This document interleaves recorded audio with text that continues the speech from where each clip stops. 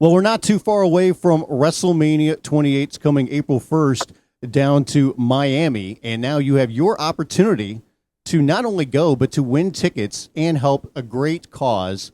Mick Foley doing the raffle, which everybody can take part in. You can go to realmickfoley.com/mania. It's the Mick Foley and Eve Torres bring you the chance of a lifetime, the ultimate WrestleMania vacation. You can win tickets to the event, also go to the Hall of Fame, and you get an opportunity to go to Raw the following night, and you get to meet Mick Foley, you get to meet Eve Torres, and some other people. And Mick joins me for a few minutes to talk about the raffle. Mick, thanks for the time. How's everything going these days? You know, everything is going great, with the exception of people chanting "Hosky" at my my partner in this venture. But I think people can appreciate that somebody can be involved in something really positive and still have broken Zack Ryder's heart. So I'm still glad to have Eve on the team. I was going to say, has her appearance on Raw Monday night and her newfound personality had an adverse effect on the raffle? Yeah, I tweeted out that I was afraid it was going to make people look differently at my amazing package. So, but apparently, people are still admiring my package when they check it out on Twitter. So it's working out good. I love the personality, like you said. She was a great person to look at, and I personally thought she was getting more and more attractive every week. Mm-hmm. And but I think the past couple of weeks, you've really seen a nice change in Eve. So maybe the attention she's getting will affect our raffle in a positive way. The thing that scares me the most, and which I really appreciate about her, is her ability to cry on command. And I just wonder how she uses this in everyday life, maybe to help herself. I don't know if she could get on your show and plead for raffle entries that might benefit us. But I think she's doing great. I really enjoyed last night's. I don't know when you guys are hearing this, but I enjoyed Monday's Raw, and there were not the least of which, even though that's a terribly constructed sentence, was the emergence of David Otunga as one of my favorite characters on the show. Really? What did you like about Otunga so much? You know what? I think that there's sometimes guys are trying out different things. Like he had the coffee mug, and he had the bow tie and the sweater, but those are just like utilities. Yeah. But last night when he broke out the poses, like the serious bodybuilder poses, I pop. If somebody pops me on my couch, I can expect big things from that person. So from the pay-per-view where he did the picture, the photo, the self-portrait with John Laurinaitis and those guys, to the posing, to the sweater, to the bow tie, to the coffee mug, it looks to me like he's really coming along. When was the last time you did a bodybuilder pose? Oh, I do them all the time. Yeah, I did a comedy event in San Francisco that was headlined by a local punk phenomenon called Arnocorps, where every song in their repertoire is a tribute to an Arnold Schwarzenegger movie. And they had written a new song called "Pumping Iron," and they welcomed anybody in the crowd to come up and start throwing poses. And so I was watching and really getting a kick out of it. So I just came out and started hitting poses left and right. I mean, I can hit the poses. I just don't have much to show. I do the classic, the 70s crab, the archer pose, the Hulksters, the repertoire. So, I'll throw a pose every now and then. Can you do the peck pop of love like The Rock? I cannot do the peck pop of love. But for many years, there was a photo of a bunch of the guys at Gold's Gym, a bunch of the WWE guys, and I felt like I had to explain to each and every patron who looked at that I'm only kidding with hitting the side tricep, boom, and the facial expression, the pain facial expressions. That I just do the poses to entertain myself. Speaking of The Rock, obviously he is a big part of WrestleMania this year. His return, getting back in the ring, facing John Cena. You were with the company when he first came into and joined WWE, debuted there. What is your first recollection of when you got an opportunity to meet him and see him in the ring? Oh man, well he was he was an impressive guy, and I have to tell you that this new DVD, I don't even know it's available to the general public yet, is really really good, and I'm not just saying that because I'm with the company. I think people would be shocked at how good it is, and I think JR pointed out that there's a lot of good storytellers in that lineup. Sometimes when WWE puts out a DVD, or when anybody puts out a DVD, you get the sense that they're using the guys that were available. You know, when you see a Steve Lombardi quote, you're pretty sure that they were just using whoever, because he's one of the he's around.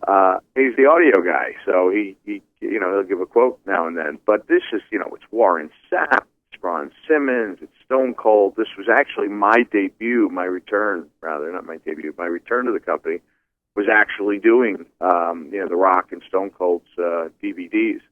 And so I want to fight the myth that I know is going to be out there, the ugly rumor that I got a perm. It just was, curly after that wife swap haircut. Definitely not a perm. Was there a time that you can remember exactly when you saw Rock and you said, all right, he's got the goods, he's going to be a big star? Yes, but it wasn't until he got with the Nation. It was the moment, and I say this on the DVD, where he said, and I actually messed up, I didn't have it verbatim, but it was like, with all due respect, Baruch, the people want to hear The Rock. And it was, he wasn't just a guy who was with the Nation because his good guy turn was over. I mean, he really embraced it, and from that point on, and the video does a good job showing this, that almost everything he tried worked. If it didn't work, it was quickly replaced and something else was added. But he was really good at coming up with multiple things. He wasn't somebody who milked the same phrase until it was dry. I mean, he really put his mind and imagination to coming up with different things. Now, one of the other big matches, obviously, they're going to do at Mania this year. They're doing Triple H against The Undertaker. They've announced that. It's going to be Hell in a Cell, something you're very familiar with as well. And part of the story and leading up to the match is just talking about the old guard versus the new. Those are two of the last guys of the last era. And that was an era that you were definitely a big part of as well. Can you talk about what it was like to be a part of that era when wrestling really was at its peak? Oh, well, man, I was really, it was a privilege to be out there with so many guys, who were hitting their stride simultaneously. It was like so many guys were peaking, and then, when Steve went down with an injury, then the Rock was right there to take his place. The Undertaker had been, to me, a phenom even before I joined the company, which was '96. And he's still going strong today. And I know I'm not completely answering your question because I want to get right back to the Raffle, Fred. Yep. My reason for doing this, right? Yeah. But it'll be interesting to see who people take as the main event at that show. It's really going to be interesting because you have a situation like the Garden, which was skewed. The deck was stacked in Zack Ryder's favor. And it would give people the impression, this is the biggest match on the show, when that's probably not the case. People watching at home may have had their own reasons, of which Zach was one. But it's going to be really interesting to see what that live crowd takes as their main event. There's really two huge main events, and I know. Punk and Jericho personally, are going to pride themselves on stealing the show. So I think everybody's going to be pushing one another, and it's going to turn out to be a really unique event. Yeah, which that answer has nothing to do with the question, but I know. But that's how politicians do it. So I'll do it the same way. The raffle, once again, realmickfoley.com/mania. And for anybody that goes there, you can order the raffle tickets. They're just $2 each. It's a minimum purchase of 5 tickets. But it's an incredible package. You get 2 club-level seats to WrestleMania, 2 tickets to Raw the following night down at American Airlines Arena, 2 tickets to go to the Hall of Fame, which is the night before, WrestleMania. Winner and a guest will receive an exclusive lunch with Eve Torres and 3 other surprise divas. Of course, Mick Foley gets the ladies.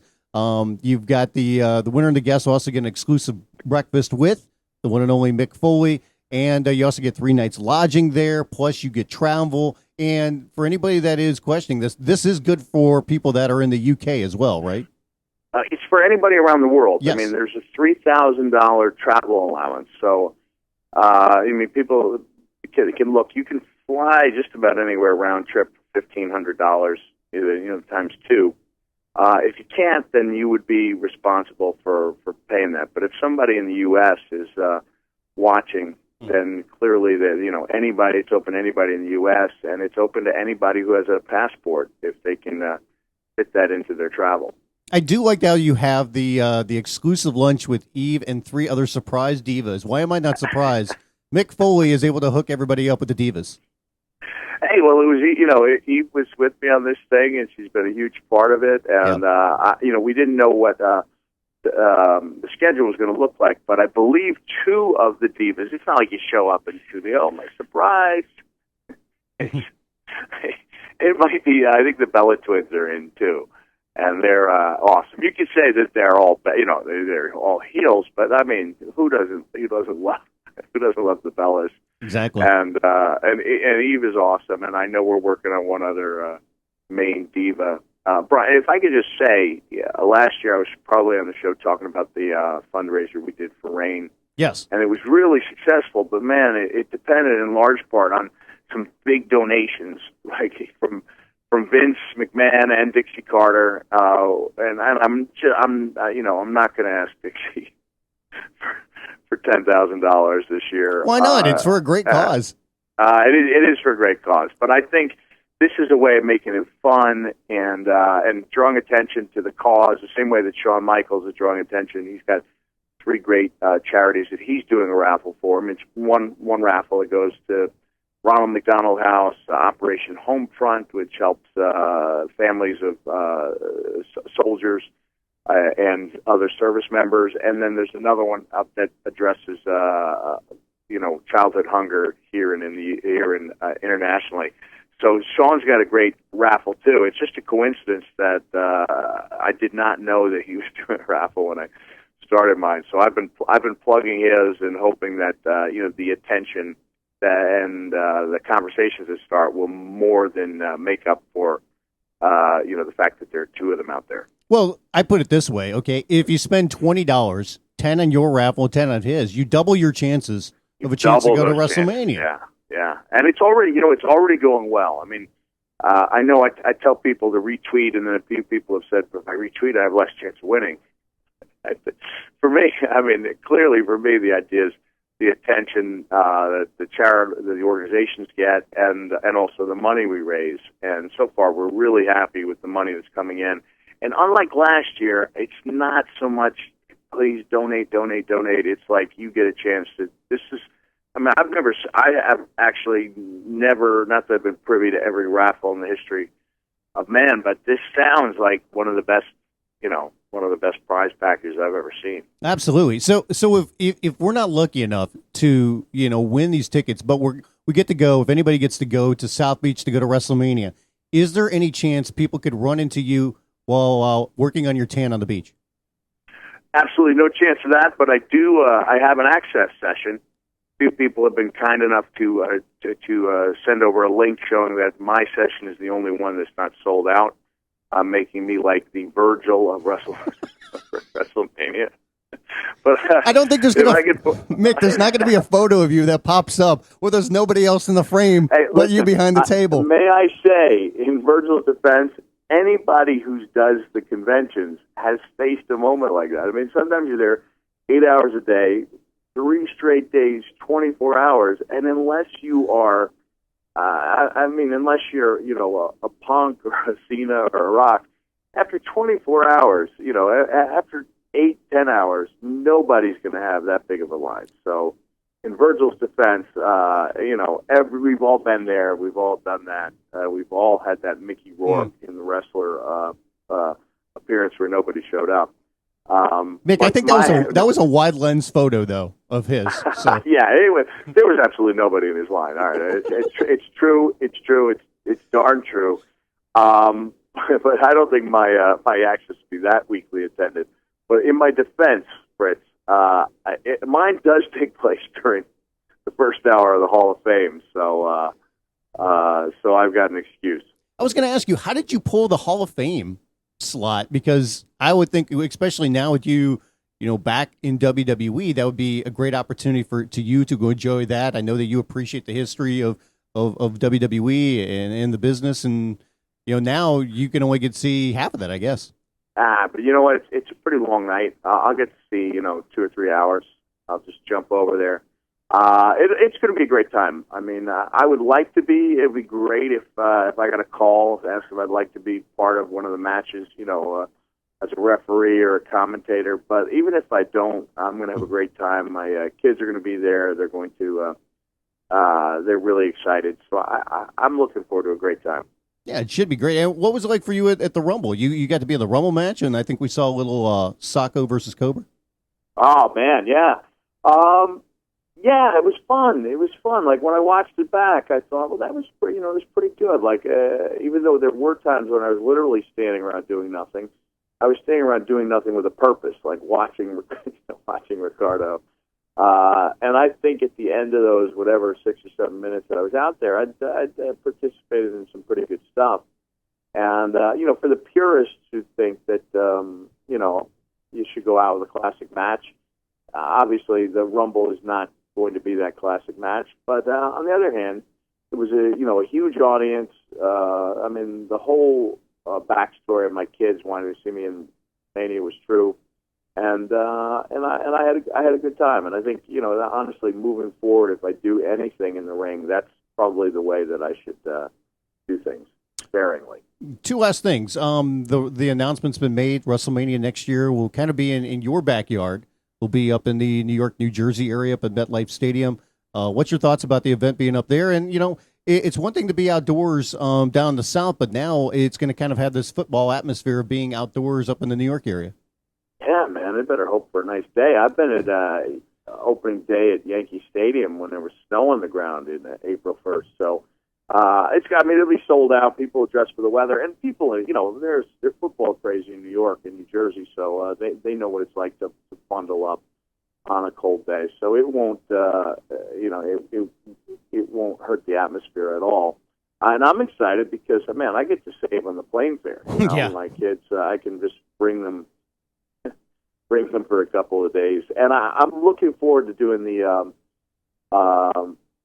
another WrestleMania raffle next year. I'm going to build it up like a year in advance, like it's a huge event. Absolutely. I don't think it's ever been done before. Just build it. And hopefully WWE will put some things like April 7th, Raffle, Nash. Now, last thing, I know that you're getting ready to go overseas. You're going over to the UK for the, I believe it's the Knights in Red Flannel comedy tour. Yes. Any chance of you doing a comedy show Mania weekend down in South Beach?